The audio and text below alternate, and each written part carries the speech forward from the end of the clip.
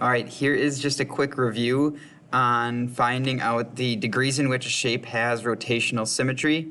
And the quick explanation for it is we can take 360 degrees and we can divide it by the number of sides that a shape has. So 1, 2, 3, 4, 5, 6, 7.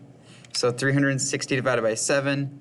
And that gives me an answer. It's not very nice. Most of the time I'm going to give you a nice one here, but we get 51.43 degrees for our first degree that has rotational symmetry.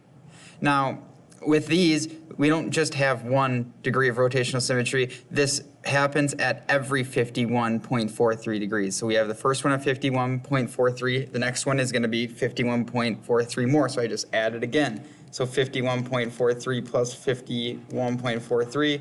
And I got another one at 102.86. 86. Okay. I could add another 51.43. And I would have another one at 154.26. Sorry, 29. My brain's not working. 29. Okay, and I could keep doing that until I hit 360, and I might be a little off on this problem because I rounded, but we can just keep going and list them all until we hit 360. Now, just a little deeper understanding of what's happening here, if I cut this shape using its lines of symmetry, so I have one here, and it's not going to be perfect because nothing is ever perfect when I'm working on by hand here, but if I have another one here and one here, try to get them all, I should end up with 7 lines of symmetry here, if I can do it correctly.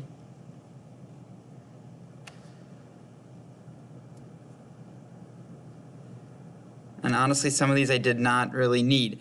But what's happening here, and I'm going to go with it, is each of these triangles here, these full triangles, the ones that contain the entire side length, each one of these is 51.43 degrees.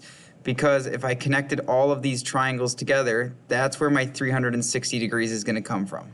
It's a terrible circle, but we have 360 degrees here. We're breaking it into really 1, 2, 3, 4, 5, 6, 7 equilateral triangles. Sorry, not equilateral, but 7 congruent triangles. So each time one of these triangles slides over that 51.43 degrees, we get the same exact shape. And so that's where this 360 divided by 7 is coming from, and we can do that anytime we see these problems. Really, it only works when it's a regular shape like we have here, a regular septagon, 7-sided shape, and we can do that, but I'm not going to give you a problem that is not a regular shape because this would be not possible to do otherwise. Okay, so just remember this part right here. 360 divided by the number of sides, and you'll get your starting point, and then just add that number over and over. I added it twice to get the second one, added another 51.43 to get the third one. I could just keep adding 51.43.